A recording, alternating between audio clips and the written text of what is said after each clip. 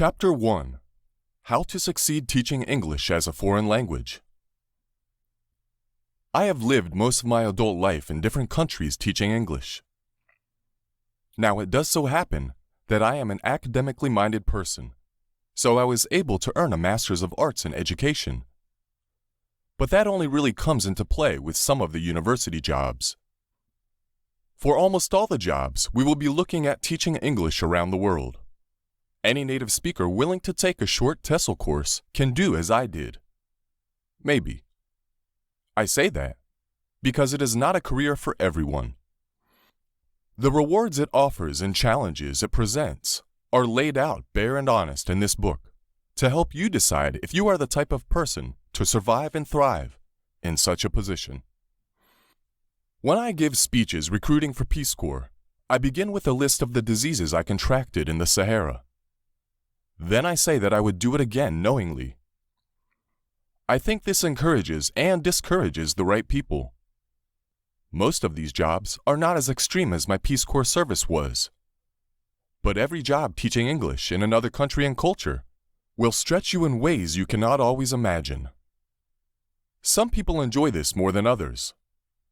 But I believe that for almost everyone who has the desire to buy and read this book, there is an English teaching job out there that is right for you. That is why I try to lay out the details about all different kinds of teaching English as a foreign language. There are chapters about teaching in public and private schools, and religious and military schools to buy and read this book. There is an English teaching job out there that is right for you.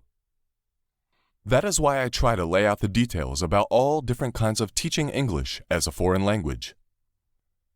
There are chapters about teaching in public and private schools, and religious and military schools, and public and private universities, and camps and villages, and in chains, companies, and online. I have not taught in all the regions of the world, but I have taught more than once in most of the major regions. If you have an idea about an area of the world where you wish to teach, or you are totally wide open, there is a lot of cultural information in the following chapters to help you decide. Africa. Mali, Chapter 8. Senegal, Chapter 4. Europe. Holland, Chapter 9. Switzerland, Chapter 9. Republic of Georgia, Chapter 2. Asia. China, Chapter 5. Korea, Chapter 7. Thailand, Chapter 7. Latin America. Mexico, Chapter 6. Honduras, Chapter 3. One of the challenges of teaching abroad is that you end up with volumes of stories and observations. Whereas most people who even condescend to ask how your experience was lower their mind shields after about 2 minutes.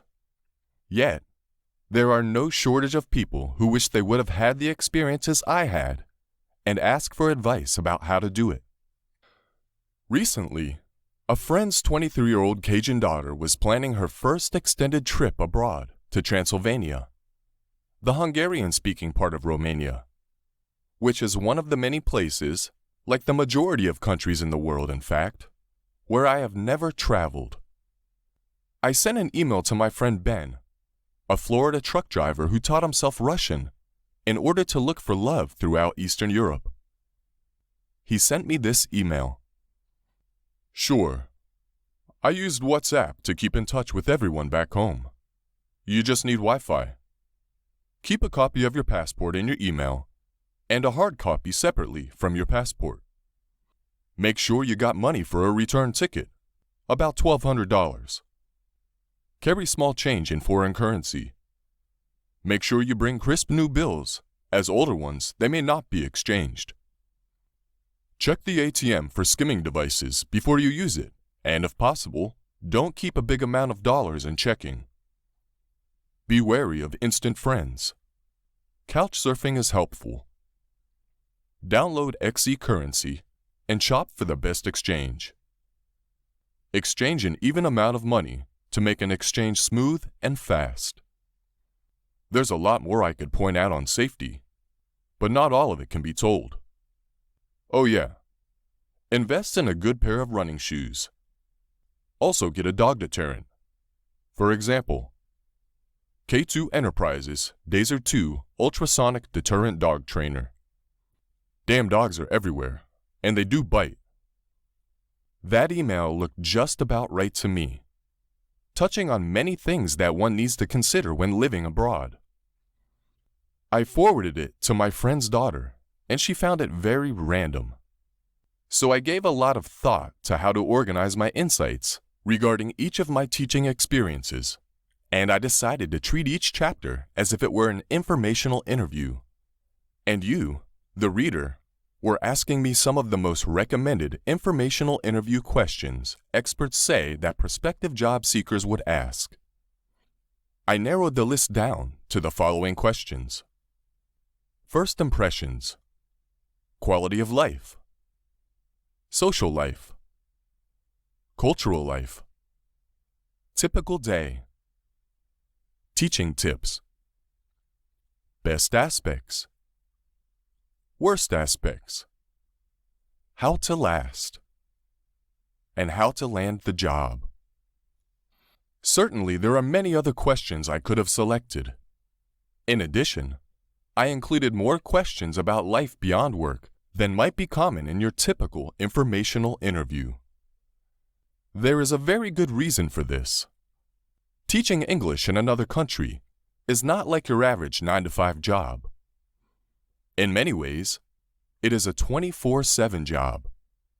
In many cultures, you are constantly under observation. In some cases, you may live in the school, although I do not recommend this. In most cases, you will live in housing owned by the school, contracted, or found by your school.